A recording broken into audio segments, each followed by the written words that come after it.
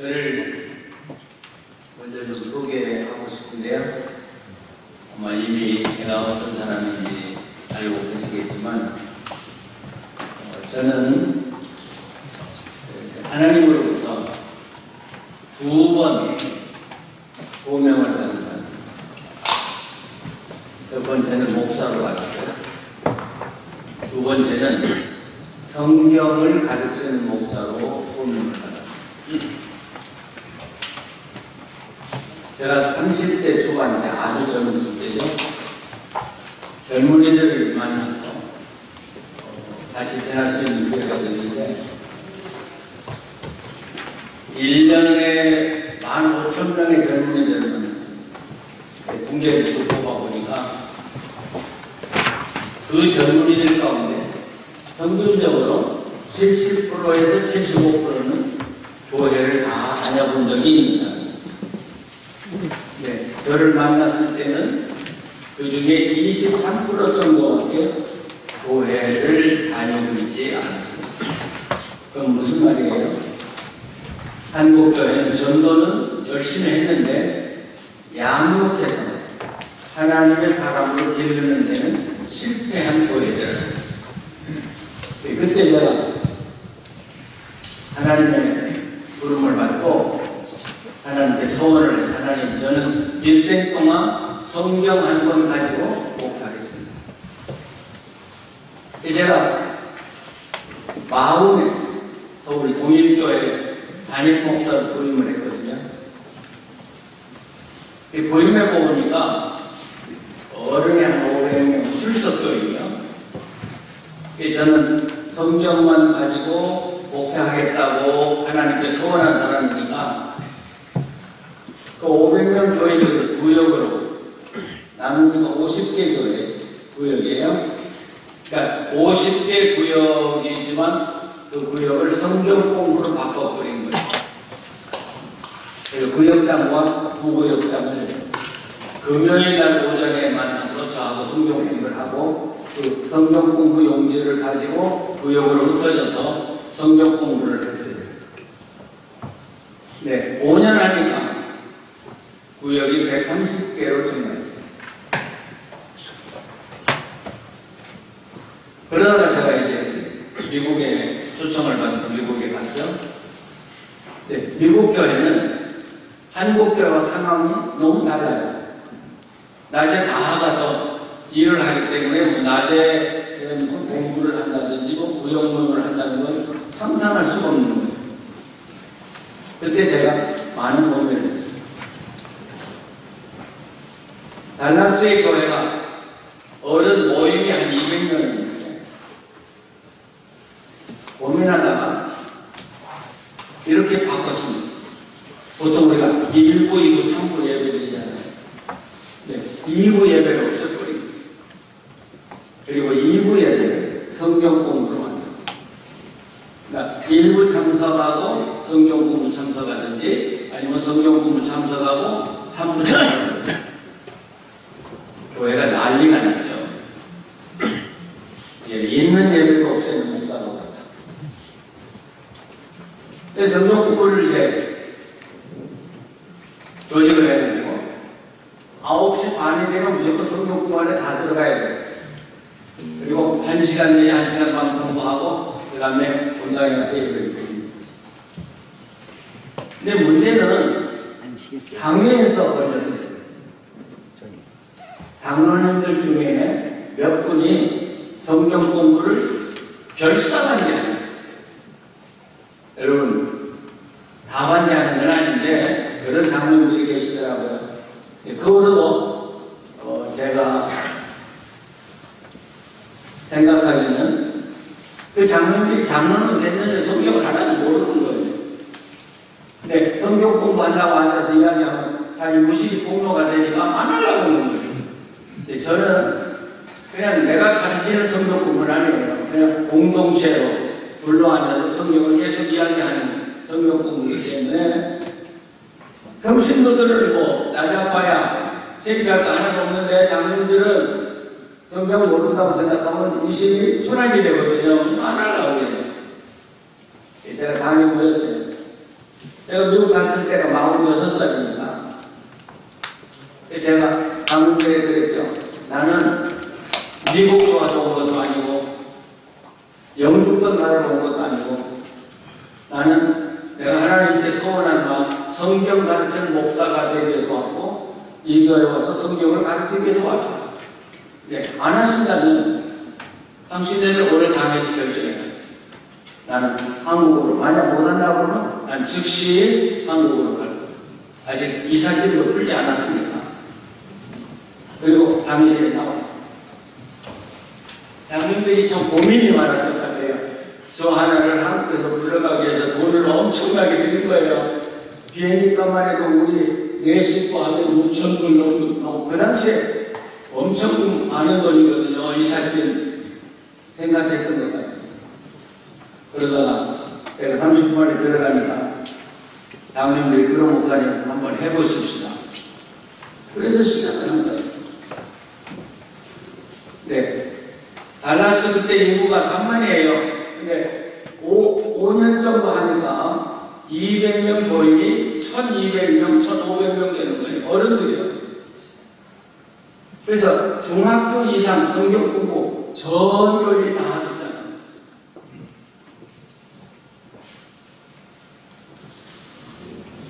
그때부터 제가 성경을 가르치고 성경만 가지고 목회하는 목사로 이제 제 이름이 알려지기 시작합니다. 심지어 장신대 교수가 달라스까지 왔어요.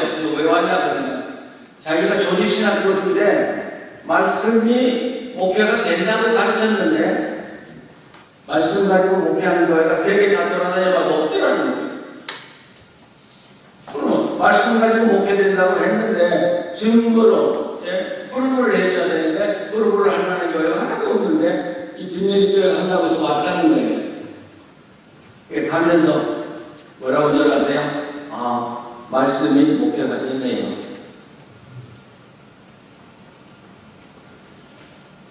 제가 이 성경을 가르치기로 하나님께 소원하고 그러니까 50년 제가 목회했는데 20년 동안에는 성경 기초를 공부했고 30년을 성경을 가르치고 성경을 연구하고 살았다고 봐야 되죠.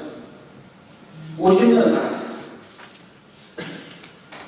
제가 한 건 아무것도 없어요. 그런데 제가 하나님의 말씀 가지고 목회하겠다고 결단을 하고 하나님께 소원하니까 하나님이 저한테 주신 축복이 엄청나요. 그 과정을 다 이야기할 수는 없지만 우선 제가 성경을 가르쳐 보니까 한국에서 공부해가지고는 성경 가르치는 목사 되기도 했더라고요. 그래서 제가 하나님 한국에서는 안 되겠습니다. 저를 유학을 보내주십시오. 그래서 제가 미국에 가서 저명한 교수들한테 배우고 와서 가르치는 목사가 되겠습니다. 그런데 갈 길이 없어요. 여러분 70년 된 미국 가게 하루에 절단이었어요. 돈도 없고요. 제가 시골에서 자랐는데 영어를 할 줄 몰랐어요. 또 그렇다고 해서 뭐 뒷백이 있어가지고 저를 비자 받게 해주는 것도 없고. 그런데 2월달인데 미국에서 저한테 정보가 왔어요. 그것도 직접 안 오고 미국 선교사한테 왔어요. 나라는 사람을 찾아서 이 전도를 전달해라고 미국 신학교에서 전보가 온 거예요. 근데 거기에 그 신학교가 어디 있는지도 모르고요. 제가 오프라인 한 적도 없고요. 그런데 그 학교에서 입학 허가서가 왔어요.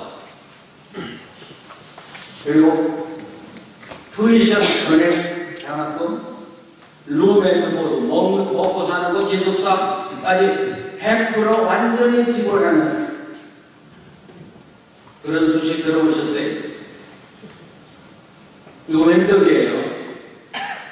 그래서 그 선교사 의학에서 그 학교를 전부 쳐서 입학 원서나 보내주고 나보고 뭐라고 해라. 그래서 입학 원서 받아가지고 그 다음에 ITM 폼 받아서 미국 간 거예요. 미국 가서 담당 교수에게 물었죠. 이 장학금 어떻게 나한테 오게 되냐고. 자기도 모르는데 지금도 어떻게 해서 그게 왔는지 잘 몰라요. 어쨌든 왔어요. 기재기자는 저는 이렇게 해석해요. 하나님이 저를 성경을 가르치는 목사 만들려다 보니까 이거 미국을 보내야 되겠거든요. 그러니까 비상한 수단을 다 사용해가지고 저를 미국으로 보냅니다. 근데 두 번째 문제는 미국에 갔다고 해서 유명한 교수들을 다 만날 수 있는 거 아니거든요. 한국보다도 그 미국의 고위층을 만나는 건 훨씬 어렵습니다. 여러분들이 한국에 오면 뭐 여러분 만나면 친절하게 하고 미국에 와라 뭐 그래서 다 믿지 마세요. 가면 비상한데 다 거절받아요. 근데 제가 미국에 갔을 때 세계에서 이 세 사람을 만나야 되는데 그 중에 하나가 월터 오이트라는 교수. 이분은 이 성경 공부 가르치는데 미국에 아주 유명한 교수. 근데 그분이 제가 공부한 학교에 온 거예요. 제가 찾아간 것도 아닙니다. 일주일 동안 그분의 강의를 들으면서 깜짝 놀랐어요. 우리 한국에서 상상할 수 없었던 방법의 성경을 연구하더라. 그것이 오늘 저를 만든 거예요. 자, 두 번째, 제가 하나님 말씀 가지고 사니까 하나님이 저한테 주신 은혜는 건강입니다. 저와 저희 집사람이 결혼은 55년입니다. 네, 55년 동안 한 번도 아파서 병원에 누워본 적이 없어요. 병이 없었다는 게 아니에요. 질병이 있었어요. 아주 심한 질병 다 저도 알아봤어요. 그런데 병원 의사하고 의논해서 산 게 아니라 하나님과 의논하면서 그 모든 질병을 다 고친 거예요. 주사 한 방 안 맞고 약은 안 먹고. 지금도 우리 부부는 그렇게 살고 있어요. 제가 65세 은퇴했거든요. 은퇴하면서 하나님께 10년만 일하게 해주십시오. 그런데 당신 내가 5년 살고 10년 딱 지났어요. 그래서 제 인생 끝났다 그랬더니 또 10년 살게 해주시더라고요. 지금 제가 10년 더 살아. 은퇴하고요. 20년 거의 살아.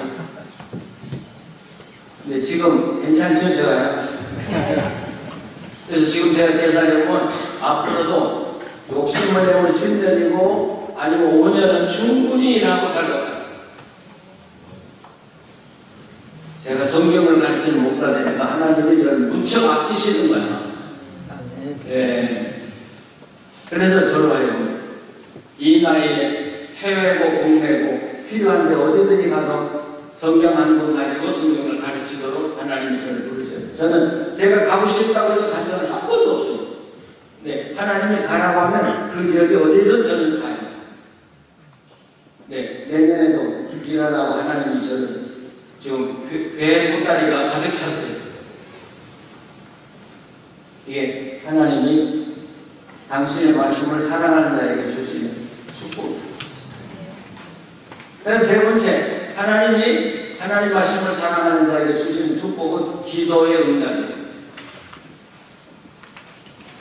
글쎄요, 우리 목사님들, 장로님들 지금 뭐 기도 다 하시잖아요. 기도 응답받고 다 사시잖아요. 네, 제가 요즘은 그런 생각이에요. 제가 기도하면 하나님이 거절한 적이 한 번도 없다. 그렇게 생각해요. 놀랍죠? 패티 김의 오빠가 빈네리에 살았어요. 이분은 신문 기자, 아주 유명한 신문 기자예요. 네, 무신론자예요. 그 가족은 다니는데 신방하면 앉았다가 도망가요. 윗방으로 도망가고 담배를 피워버리고 그 연기를 제가 앉은 방에다 이렇게 보내요. 예배를 못 드리고. 네, 그분이 저하고 신앙생활을 하게 됐어요. 네, 그분이 죽을 병이 걸렸어요. 식구들이 자기 아버지가 얼마 못 살고 운명할 것 같으니까 그래서 그때 이제 방학 때 끝나면 한국에 나와서 가르쳐야 되니까 한국에 나오려고 할 때 갔어요. 다 죽었어요. 뭐 송장이에요. 침대에 누워있는데 근데 제 마음에 기도하면 살 것 같아요. 그래서 그분 그냥 살려달라고 기도한 게 아니라 그냥 임종 예배 비스듬하게 기도하고 서울로 왔어요. 서울에 왔는데 그분이 살았을 것 같아요. 그래서 전화했죠. 당신 아버지 어떻게 되냐? 살아났어요. 그래서 걸어도 다니고요, 음식도 먹고요, 야외도 나가고요. 그리고 한 8년 이상, 그분이 저보다 나이가 한 3살, 4살 많았습니다. 그분이 세상 떠난 지 지금 몇 년 되지 않아요. 한 7, 8년 살다가 건강한, 그렇게 건강하지 못했지만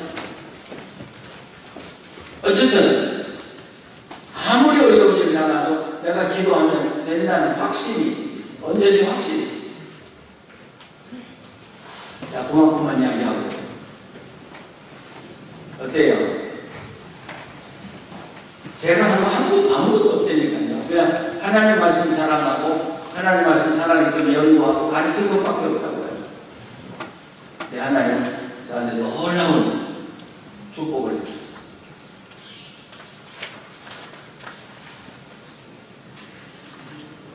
왜 하나님 말씀이 이렇게 소중하냐? 여러분, 하나님이 우리 피조물을 만날 수 있는 유일한 방법이 뭐예요? 말씀을 주세요. 그럼 우리가 하나님을 만날 수 있는 유일한 방법은 뭐예요? 그것도 말씀입니다. 그럼 말씀을 제거해버리면 하나님이 우리를 만날 수 있는 길이 없고 우리가 하나님 만날 수 있는 길이 없는 거예요. 그런데 지금 한국교회는 말씀에 세워져 가고 있습니다. 더 심각하게 묻고 싶어요.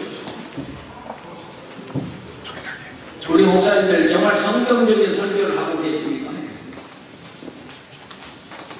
제가 이렇게 지금 목사님들이 우리가 성경 가지고 설교하려고 하는데 제가 볼 때 성경이 아니에요. 여러분이 말하는 성경하고 제가 말하는 성경이 좀 달라요. 지금 한국교회는 하나님 말씀에서 떠나고 있어요. 심각한 위기가 있는 거예요. 그러면 하나님은 우리를 만날 수 있는 유일한 길이 성경이고 우리가 하나님 만날 수 있는 길이 유일한 게 성경인데 만약 우리 교인들이 또는 우리 목회자들이 우리 지도자들이 성경을 사랑하지 않고 성경 가지고 살지 않는다면 그건 신앙생활을 하되 하나님에 대한 관심이 없다는 얘기예요. 교인들 주님 소리 많이 하고 하나님 소리 많이 하는데 들여다보면 하나님이 없어요. 많은 분들이 없어요.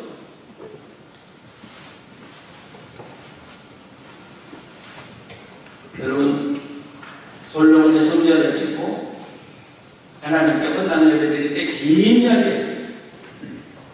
근데 하나님이 뭐라고 응답하신 줄 아세요? 그래, 네가 나에게 그렇게 기도하니까 내가 네 기도 응답하겠다. 그러나 만약 내 말을 듣고 지키지 않으면 이 성전조차도 내가 밀어버리겠다. 여러분, 성전이 문제가 아니에요. 돈을 많이 들여서 지었다는 게 문제가 아니에요. 교인이 많다는 게 문제가 아니에요. 하나님 말씀을 듣고 그대로 살지 않으면 하나님이 밀어버리면 한순간 끝나는 거예요. 그래서 예루살렘이 망한 거예요. 이걸 요시아가 마지막 요시아의 이야기 속에서 요시아가 이 사실을 깨닫고 하나님께 탄식합니다. 자, 그러면 우리의 문제는 우리 목회자들 또 우리 교회 지도자들 또 우리 교인들을 어떻게 하면 성경의 사람을 만들 수 있겠느냐. 하나 더 이야기하고 싶은 것은 우리가 인간이 이 땅에 살아가면서 하나님의 축복을 누려야 되는데 하나님의 축복을 누리는 비결은 다 하나. 극단적으로 이야기하면 여러분 성경 연구하실 때 기도하면 축복받는다 소리 있습니까? 있어요, 없어요? 찾아보세요. 없어요. 축복은 모두 말씀과 관계가 있어요. 대표적인 게 신명기 28장. 신명기 28장은 신명기의 결론이고 동시에 이 신명기 28장은 모세 오경의 결론이에요. 결론이 뭐예요? 너희가 내 말을 잘 듣고 이 말을 묵상하고 지켜 행하면 내가 모든 민족에 너희를 뛰어나게 하실 것이고, 그 다음에 나오는 것은 밭에도 복을 주고 복을 하다 6절에 가서 들어가도 복을 받고 나가도 복을 받는. 뭐가 중요한 거예요? 복 받는다는 게 중요한 게 아니잖아요. 너희가 내 말을 잘 듣고 그 말대로 살면 그 다음에는 내가 노력하지 않아도 돼요. 자연적으로 하나님 우리에게 주시는 거예요. 시편 1편 아주 대표적인, 여러분 시편 1편 어떻게 보면 시편 150개를 다 모아서 놓은 핵심적인 시편인데 바로 1절 구절이거든요. 시편 1편의 핵심이 뭐예요? 3절이에요. 3절. 보통 시편을 1절서부터 이렇게 이해하는데 시를 그렇게 해석하는 사람이 어디가 있어요? 구약 학자들도 다 그렇게 해석하는데 아니, 핵심은 3절이에요. 이는, 옛날에는 저는 그랬죠? 이는. 그러니까 이 사람은 누구나 그러면 행복한 사람, 복받은 사람을 이야기해요. 복받은 사람. 근데 그 복받았다는 말 자체도 그 아슈레이라는 말은 복받는다는 말이 아니라 하나님의 복을 받을 자격이 있는 사람들, 이런 뜻이에요. 그러니까 하나님의 복을 받으려면 이렇게 살아야 된다. 이게 시편 1편이거든요. 저는 시냇가에 심겨진 나무다. 여기서 시문이라는 단어는 어디서 옮겨왔다는 말이거든요. 복받기 위해서는 전체로 옮겨와야 돼. 이스라엘은 애굽에서 가나안 땅으로 옮겨왔어요. 우리는 어디서 옮겨왔어요? 세상에서 하나님 안으로 옮겨왔어요. 이게 전체 조건입니다. 그 다음에 나무가 자라고 가뭄 타지 않고 열매가 마르지 않는다. 어때요? 성경에 열매를 맺으라는 말이 있습니까? 제가 자꾸 물어봐야 돼요. 너희들은 열매 맺으라 그런 게 있어요, 성경에? 없어요, 없어요. 하나님 안에 살면 절로 열매 맺는다고 되어 있어요. 예수님도 좋은 나무가 되라고 했어요. 좋은 나무가 좋은 열매 맺는다고 했어요. 우리 목사님들 좋은 목회하고 교회 성장 위해서 굉장히 노력하는 줄 알아요. 그러나 저는 권하고 싶어요. 여러분들 노력한다고 교회 성장 안 돼요. 어떤 조건이 갖춰졌을 때 교회 성장은 자연스럽게 돼요. 자, 그런데 이 시냇가에 심겨졌기 때문에 이 나무는 복받은 나무다 이렇게 생각하지만 여러분 그거 잘못된 생각이에요. 시냇가에 하나님이 옮겨줬지만 그 다음 단계는 나무 자체가 해야 되는 일이 있어요. 뭐 해야 되겠어요? 나무 자체가 꼭 해야 될 일이 있어요. 그거 안 하면 못 받아야. 그거 안 하면 나무 잘 안 자라고 열매 못 맺어요. 뭐 해야 돼요? 물을 마셔야 돼. 물 마시는 일은 내가 해야 돼. 그 물이 뭐예요? 말씀이에요. 물이 성경이에요. 정말 우리 목사님들이 하나님의 사람들로, 우리 장로들이 하나님의 사람으로 하나님의 교회를 섬기려고 한다면 말씀으로 돌아가라. 그래서 내가 말씀으로 살 때 하나님과 내가 결합이 되고 친밀한 교제를 나누게 되고 그때 기도가 이루어지고 하나님은 내 모든 그 간절한 소원을 하나님이 먼저 아시고 먼저 앞서가시면서 이루어주시기 시작합니다. 그래서 그 시편 1편 2절에 저는 말씀을 즐거워하며 그 말씀을 주야로 묵상하는 자로다 이렇게 되어 있죠. 이게 무슨 말이냐면 하나님의 말씀을 먹는 방법을 이야기합니다. 하나님의 말씀을 먹는 방법이 뭐예요? 성경 공부 열심히 해라. 저는 목회하면서 우리 교인들에게 성경 공부 열심히 하는 소리 안 해요. 성경을 즐거워해요. 저도 젊은 목사였을 때 제가 성경을 목회한다고 했기 때문에 성경 가지고 열심히 노력했어요. 근데 성경 가지고 열심히 노력하면 보면 하지 말라는 것만 양심에 걸려. 꼭 하지 말라는 것만 하고 다녀요. 근데 제가 깨달은 게 있어요. 안 하려고 노력하면 하게 돼요. 아, 그 이상하더라고요. 죄를 안 지으려고 하는 사람이 죄를 더 많이 해요. 그런데 어느 날부터 성경이 재미있어지기 시작해요. 아침에 서재에 들어가면 어떤 때는 점심을 좀 넘기고 저녁까지 서재 앉아서 성경에 도취돼 사는 거예요. 너무 재밌는 거예요. 살든 안 살든 상관이 없어. 내가 이거 살아야 되겠다 말아야 되겠다 그 생각도 없어요. 성경이 아주 즐거워져요. 그랬더니 성경이 사라지는 거예요.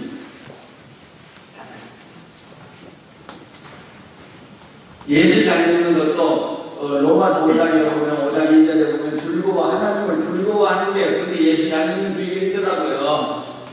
교회 열심히 참석하고 헌금 많이 하고 꼭 받으려고 한다고 해서 좋은 신자가냐? 하나님이 정말 좋아서 못 견디는 사람. 그래서 미국 시카고에서 자녀 셋을 하버드 대학에 보낸 사람이 있어요. 여러분 하버드에 보내는 건 하늘에서 별따기입니다. 정말 별따기입니다. 우리 손자가 파사데나의 아주 좋은 학교에서 졸업할 때 탑으로 옛날 같으면 하버드 10번도 들어갈 수 있어서 성적이 뭐야? 성적인데 6년을 못 들어갔어요. 그만큼 어려워요. 근데 새아이를 넣었거든요. 그래서 기자가 물었어요. 아니 어떻게 새아이를 하버드에 보냈냐? 그러니까 이 부모가 우리는 공부하라 소리 한 번도 안 들었다. 어떻게 그렇게 애기를 아이들을 그렇게 잘 기르냐? 그러니까 우리가 한 것은 책을 장난감으로 줬다. 책 사다가 주고 장난감처럼 살게 했다는 거예요. 근데 우리는 책 사다 주면서 그러잖아요. 야, 이 책이 얼마나 비싼 줄 알아? 그래서 내지 마, 찍지 마. 그러니까 책을 안 사주는 것만 못하다 이거예요. 애들이 무서워서 도리어 공부를 더 안 한다는 거예요. 근데 그 집은 다 갖다 주고 마음대로 찢어도 떼고 저기도 떼고 낙서해도 떼고 마음대로 즐겁게 했더니 나중에 책을 좋아하고 읽기 시작해요. 자기들은 하나도 없다는 거죠. 책을 그냥 장난감으로 주었는데 가지고 놀다가 하버드 가더라고요. 교인들을 말씀을 즐거워하도록 만드는 게 우리 목사들의 기술입니다. 그래서 우리가 성경 공부를 하든 또는 설교를 하든 세 가지를 꼭 지키셔야 돼요. 우리 사람들의 영혼을 만족시키는 세 가지 폰이 있거든요. 즐거움, 폰. 전체는 그냥 일반적인 즐거움이에요. 심리적 즐거움이라고 말할 수 있죠. 맛있는 거 먹고요. 또 여행 다니고요. 그런데 제가 해보니까 한국 나오면 맛있는 음식 얼마나 많아요. 네, 먹고 그날 점심 먹고 저녁 가면 그 맛을 잊어버려요. 네, 미국 갈 때는 기억에 아무것도 안 먹은 것 같아요. 그래서 제가 요즘 심리적 즐거움이라는 걸 소위 본다. 저는 음식을 이제는 안 탐하려고 그래요. 그거 먹었구나 마나 똑같은데 말이죠. 네, 두 번째는 지적 만족이 필요해요. 그러니까 설교를 할 때 어쨌든 교인들에게 심리적 즐거움도 줘야지만 두 번째는 지적 즐거움을 반드시 줘야 돼요. 오늘 뭔가 알았다, 깨달았다. 그거 필요해요. 밥 먹는 것보다 더 필요해요. 네, 세 번째는 영적인 폰이에요. 영적인 폰. 스피리추얼 폰. 여러분 설교를 듣다가 또는 성경을 읽다가 묵상하다가 그 말씀이 내게 부딪혀가지고 내가 막 감동이 왔던 적이 있다면 여러분 그 감동은요 일생한 일입니다. 제가 성경을 연구하면서 제가 성경과 씨름하고 묵상하면서 깨달은 게 너무 많아요. 그건 절대로 아니에요. 그러니까 교인들에게 그 영적인 폰이 심어지면요 교인들은 뭘 가지고 살아면 설교 전체 30분 가지고 살아가는 게 아니라 그 폰 하나, 스피리추얼 폰 하나 가지고 살아가는 거예요. 그 감격을 가지고. 자, 이런 걸 우리가 어떻게 만드느냐? 폰. 이처럼 이 성경이라는 건 여러분 성경이 중요한 게 아니라고 봐요. 우리는 성경인데 성경이 중요한 게 아니라 이 성경이 나를 하나님께로 삼위일체 하나님 예수 그리스도 성령께로 인도할 때 같이 있는 책이에요. 근데 읽지 않고 들으면 그건 아무 상관이 없어요. 그 설교가 교인들을 하나님께로 인도하지 않는 설교라면 또 죽은 거예요. 성경 공부가 이 교인들을 하나님께로 인도해서 하나님을 만나도록 하지 않는다면 그 성경 공부할 필요가 없어요. 우리는 너무 형식적으로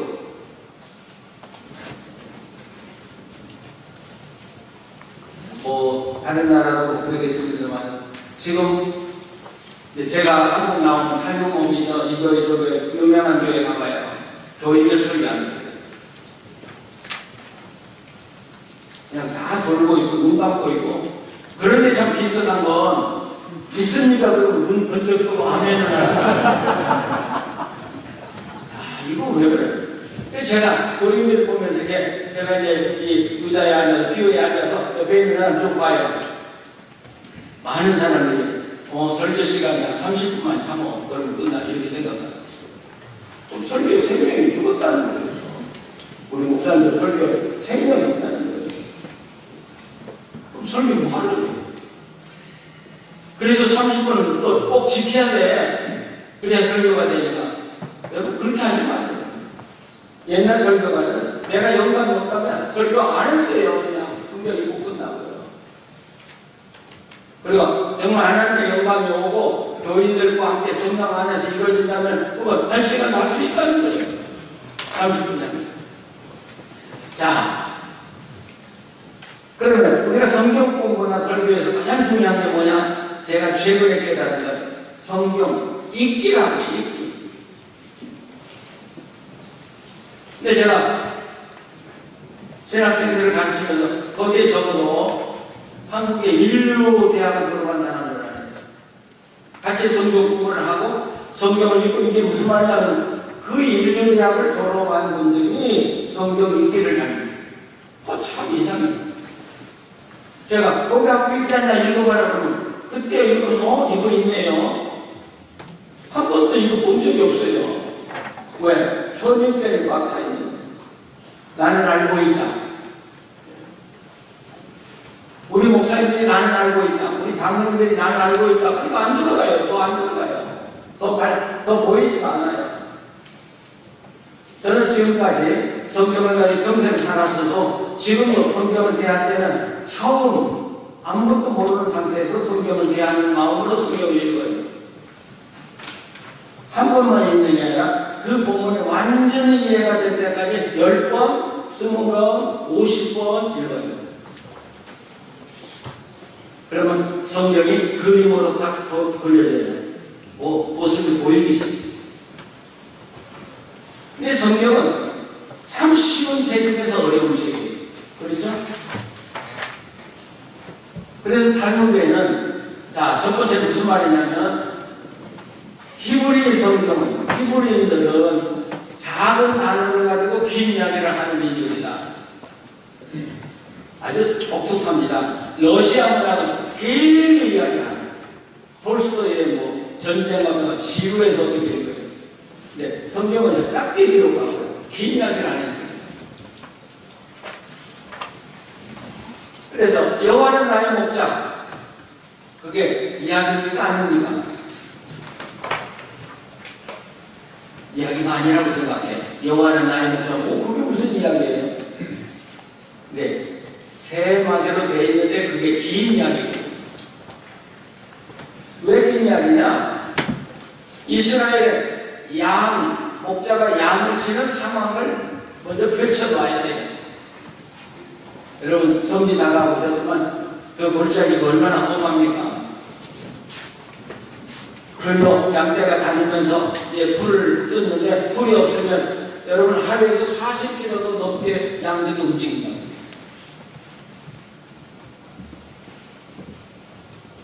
그러니까 목자 없이 잘못 헛되이면 그냥 죽을 수 있는. 동시에 그 유대 광야에 사나운 짐승이 너무 많아요. 목자가 없으면 그 양은 반드시 죽어요. 그러면 이스라엘에서 양 그러면 뭐가 생각나요? 목자 없는 양은 존재할 수 없다. 목자 없는 양은 죽는다. 이게 공식입니다. 우린 양이라고 그래요. 그럼 이게 무슨 말이에요? 하나님 없는 양은 그 존재 가치고 살아날 수가 없어요. 목자가 있으면 어떻게 돼요? 불을 저장으로 인도하고 잔잔한 물가로 인도하고 우리의 영혼을 쏟아지고 그렇죠? 자, 그런데 그 험한 곳에 살아남는 비결은 목자가 있기 때문인데 우리의 목자는 누구냐고? 하나님이죠. 우리 목자 하나님이라고 해도 눈동자 하나도 안 변하시네. 감격이 없으셔. 아, 이거 참 큰일이에요.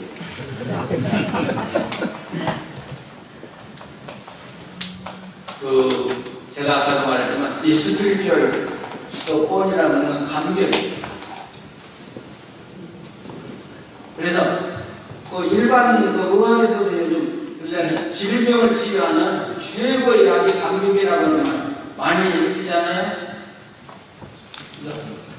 우리가 성경 읽다 그렇지 하나님이 내 목자다. 그런데 내가 왜 염려해? 그런 감격이 있을 때 여러분 내 영혼만 살아가는 게 아니라 내 육신이 살아나는 거다. 근데 우리는 당연하게 성경을 몹시도 당연하게 성경을 그러니까 설교도 몹시도 당연하게 설교. 저는 제가 강의 시간에 늘 이야기하면 당연한 말은 하지 마라. 해봐도 본전도 못 찾는 말을 왜 계속 반복해요? 자, 그런데 이 성경, 우리가 가지고 있는 성경은 이 3층 구조로 되어 있다. 첫째는 지금 우리가 가지고 있는, 입고 있는 그 팩트, 사실, 역사라고 볼 수 있겠죠. 팩트. 그런데 그것만이 성경이 아니고 그걸 잘 들여다보면 그 속에 다시 또 스토리가 또 하나가 전개되는 거예요. 그걸 저는 meaningful 스토리라고도 이야기를 하고 그걸 한문적으로 말하면 내러티브라고 이야기해요. 내러티브라고. 그리고 그 속에 들어가야 비로소 신학이 나와요. 그러니까 상당히 깊이 연구를 해야 우리가 성경을 다 읽어낼 수 있습니다. 자, 오늘 마가복음 1장 40절 이 말씀 제가 참 좋아하는 말씀에서 제가 하는 데마다 이 말씀을 인용하는데요. 1장 40절을 한번 살펴보세요.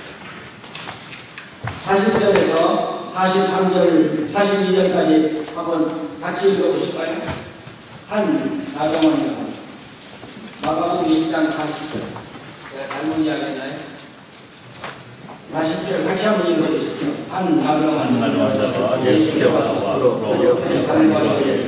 원하시는 것을 깨끗하게 하실 수 있나이다. 예수께서 물성에서 손을 들어 그에게 이르시되 내가 원하는 탕을 받으라 하시니 곧 나중에 떠나가고 되어진지라. 거기까지만 읽으시죠. 제가 오늘 한 가지 알았습니다. 제가 천안 갈릴리 교회나 감리교 그 교회 집회를 갔는데 아무리 열정적으로 이야기해도 교인들의 반응이 없더라고요. 아멘도 안 해요. 그래서 제가 들은 이야기가 있어요. 중청도에 가서 믿습니까? 그러면 안 된다고. 믿어요, 안 믿어요, 그렇게 이야기하잖아요. 그러면 믿어요, 그렇게 해요. 우리 목사님들도 그분들을 오래 살다 보니까 제가 믿어요, 그래야 된다고. 자, 여기 본문 보시면 예수께서 나병 환자가 예수께 와서 뿔 엎드려 간구하여 이르되 여기 나병환자 예수님에게 나왔어요. 이거 팩트예요.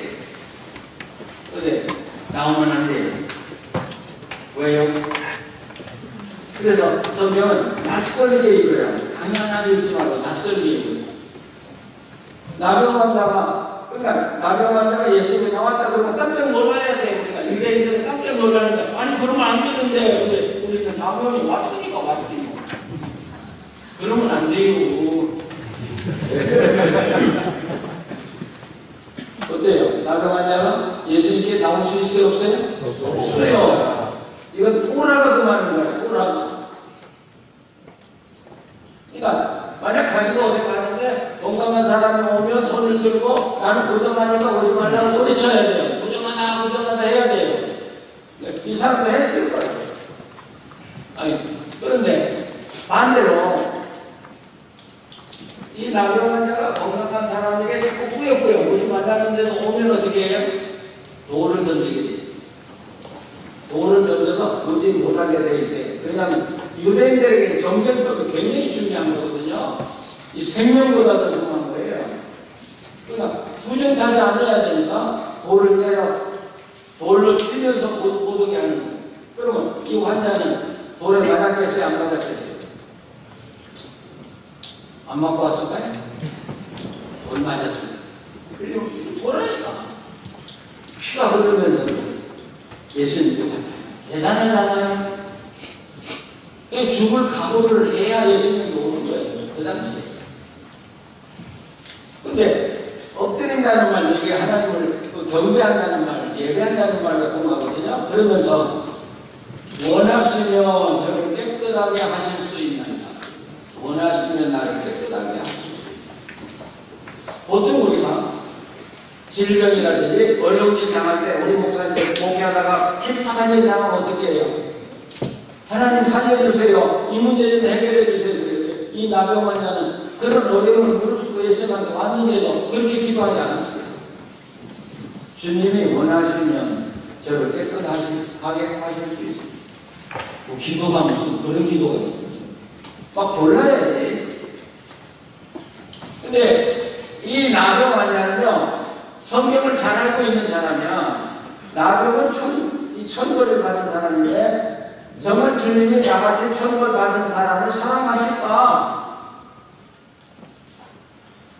그리고 나를 고쳐주기를 원하실까가 의문이라는 거예요. 이게 궁금하다는 거예요. 납득이 가는 거예요. 주님 천벌 받은 나를 그래도 고쳐주시기를 원하십니까? 원하지 않습니까? 원하지 않으면 난 이대로 돌아가겠습니다. 그러나 원하신다면 주님은 능히 깨끗하게 해 주실 수 있는 분임을 저는 알고 있습니다. 대단하죠. 사실 우리가요, 그래서 하나님 저를 고쳐주세요 그렇게 기도하지 말라는 거예요. 하나님 저를 고쳐주는 게 하나님 원하십니까? 하나님 뜻입니까? 그럼 고쳐주시고 제가 세상을 떠나는 게 하나님 뜻이라면 죽게 해주십시오.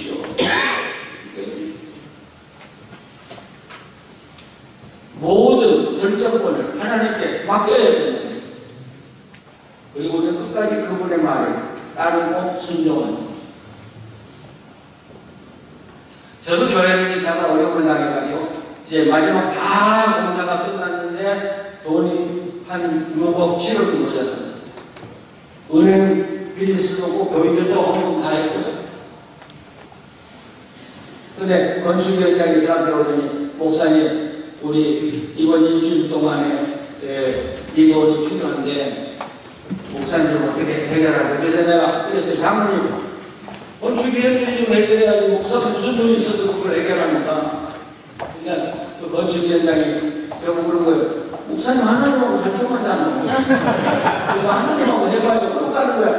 그런데 그게 그렇게 좋아 보이더라고. 그래서 그때부터 24시간 하나님께 기도하기 시작했어요. 일주일 없으면 그동안 거기다가 수시로 몰아놓고 들어가지고 우리도 망하고 하나님 앞에 24시간 기도하는 거예요. 이 돈 해결되는 거. 근데 목요일 아침에 여기 새벽기도 끝나 기도하는데, 그리고 이제 제가 하나님 좀 돈 달라고 하는데 하나님이 나는 그 돈하고 아무 관계 없고 나는 이 건축하고 아무 관계 없고 완전히 놀랐어요. 아니야, 이 건축을 내가 왜 하는데, 하나님 왜 하는데, 나는 건축하고 아무 관계 없어. 그래서 그럼 하나님은 뭐가 관심이에요? 나는 너를 원한다. 이 건축을, 건물을 원하는 게 아니라 나는 너를 원한다. 거기서 제가 하나님께 무너져 버렸어요. 아, 그렇구나. 하나님은 사람을 원하는 건데 건물을 원하는 거예요. 처음에는요, 제가 하나님께 대들었어요. 하나님 건축을 모르면 나도 몰라요. 이 교회 망하면 나는 이 교회 떠나면 돼요. 아니, 미친놈. 하나님 때문에 사는 목사인데 하나님 떠나서 지금 어디 가? 그때 내가 하나님 그렇습니다. 제가 저를 다시 드리겠습니다. 근데 우리 목사들이요, 참 여러 번 드려요. 하나님. 저도 신학교 입학할 때 드렸어요. 매주 뜻대로 하면서 울면서 목사 안수 받을 때 또 드렸어요. 근데 그날 보니까 다 찾아다가 지가 또 썼더라고요. 그래서 하나님 그렇습니다. 이제는 저를 하나님께 드리겠습니다. 그리고 돈 달라서 뭐 건축 완공해달라고 안 하고 하나님 내가 하나님께 드리겠다면 소원을 하는 거예요. 그랬더니 하나님이 그 돈을 정말 하늘에서 뚝 떨어지듯이 극적으로 하나님이 주셔서 그 다음 도연을 갖고 들어가면 시간이 좀 달려요. 여러분, 지금 이 사람이 원하는 거 같아요. 뭘 원하는 거야?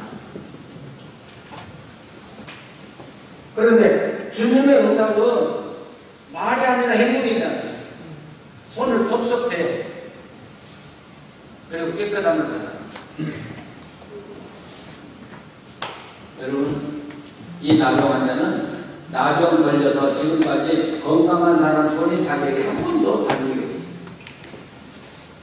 이 오래된 병자 환자들이 가장 원하는 외로움을 견디기 어려운 사람 접촉이 됩니다. 근데 주님은 손을 대시고 내가 원한다. 깨끗함을 받아요. 자, 성경을 이렇게 읽기 위해서는 우리에게 반드시 필요한 게 뭐냐면 여러분, 묵상이에요. 묵상. 제가 젊은 시절에 그렇게 묵상을 많이 못했는데 요즘은 제가 묵상 시간이 엄청 많아요. 설교 한 편을 준비하려면 어떤 때는 하루 종일 묵상할 때도 있지만 어떤 때는 일주일, 어떤 때는 한 달 내에 묵상한다. 그래서 설교가 우리 국민들을 숙성 좋아하죠. 그렇죠? 난 정말 숙성이 잘 된 김치 한번 먹고 싶은데 요즘 한국 식당에 가서는 그런 김치 맛을 본 적이 없어요. 미국 김치. 여러분, 이 하나님의 말씀이 내 속에서 이게 푹신 익어가지고 그 말씀이 내 피와 살이 된 말씀. 이게 전해질 때 교인들 가슴에 하나님이 심겨지는 거예요. 그런 말씀을 통해서 하나님을 만나는 거예요. 그것보다도 중요한 건 내 영혼이 살아. 이건 사람이 평가할 건 아니지만 어때요? 제 영혼이 건강한 것 같아요? 병든 것 같아요? 예, 저는 성경 말씀을 푹 삭히거든. 그리고 묵상할 때 성령님이 개입하시더라고요. 놀랍게 성령님이 갑자기 오셔서, 여러분, 우리가 성경을 연구하다가 주석지 가봐도 없는 게 너무 많아요. 그런데 그럴 때 성경을 덮고 일어나서 묵상하기 시작하고 갑자기 성령님이 내게 오셔서 말씀하기 시작하고 그 많은 어려운 일들이 풀어가기 시작할 때 여러분, 그 기쁨, 그 감격. 그래서 우리 교회 어느 여집사인데 이 여집사가 말씀이 많아. 얼마나 그런데 어느 날 여전사가 변한 거예요. 대체교회 목사님들이 피아노가 없다면 자기 피아노 줘버리기도 하고, 아니 헌신력을 바뀌어졌어요. 제가 물었어요. 김사님, 의미는요? 그랬더니 저도 몰라요. 저 성경 공부하기 싫어요. 근데 이 교육은 성경 공부 안 해가지고는 다닐 수가 없어서 다녔어요. 10년 성경 공부를 했더니 제 속에 하나님이 충만해졌어요. 그래서 피아노를 주는 거예요.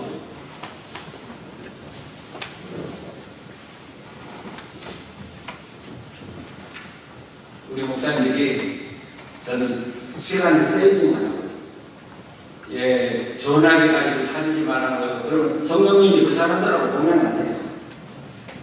충분한 시간을 성령님에게 드려야 성령님에게 말씀하시죠. 사람 너무 좋아하지 말라고요. 전화 붙들고 그때 오래 하지 말라고요. 가능하면 성령님이 여러분과 대화할 수 있는 시간을 많이 만들고 그분에게 드리라. 그럴 때 여러분 안에 하나님의 기적이 일어나기 시작합니다. 그 우리나라의 바이올리니스트 전문가가 이게 인터뷰하는데 그대로 자기가 연습을 하루 안 하면 자기가 알고 이틀 안 하면 자기 뭐라고요? 고객들이 알고 3일 안 하면 세상이 다 합니다. 난 그 이야기 듣고 감격했어요. 우리 목사들은 성경 가지고 얼마나 실험하고 얼마나 오랫동안 말씀 가지고 묵상하고 사냐고요. 정말 우리 회개해야 돼요. 정말 회개해야 돼요. 하나님 앞에서 회개해야 돼요. 그래서 나는 현신의 권사의 감정 듣고 저 깜짝 놀랐던 사실이기를 바라지만 자기가 하늘나라 갔는데 예수님을 만났대요. 그래서 반가워서 주님 저 현신의 배우니까 난 너무 모른다고. 예. 그분의 고백이에요. 하나님 그래서 그분이 그 도봉산에 있는 그 11만 평인가 묶어둔 땅을 그 북한 선교를 내라고 했어요. 정말 우리가 하나님 위에 다른 것을 더 좋아합니다. 우리 목사님 하나님 앞에 영원히 살 사람입니다. 그래서 제가 오늘 주제를 말씀을 가지고 하나님께 돌아가자 그랬어요. 한번 주제 한번 같이 해보실까요? 말씀을 하나님께로 돌아가자. 자, 여러분 이 말 한마디만 끝났는데 2분 남았습니다. 하나님은 무조건 저 하나님께 돌아가면서 회개합니다. 그걸 회개를 인정 안 해요. 호세아의 말씀입니다. 하나님 이제부터는 당신 말씀을 내가 잘 듣고 그대로 따라 살겠습니다. 회개합니다. 그럴 때 회개를 받아들입니다. 우리가 정말 새로운 목회, 새로운 삶을 살기를 원한다면 말씀을 가진 하나님께 그래서 새로운 역사가 여러분의 목회에 일어나기를 간절히 바랍니다. 기도하시겠습니다. 하나님, 우리 주님을 사랑하는 종들이 모여서 오늘 말씀을 다시 한번 생각해 보았습니다. 말씀을 통해서만 하나님을 만난다고 우리에게 보여주신 이 말씀을 새기고 말씀을 통해서 하나님을 만나고 하나님을 닮아가고 하나님의 영광을 살아가는 우리 한 사람 한 사람 되게 하여 주시옵소서. 말씀으로 돌아가기를 원하는 당신의 종들에게 성령님이 함께하여 주시옵소서. 말씀하여 주시고 깨닫게 해 주시옵소서.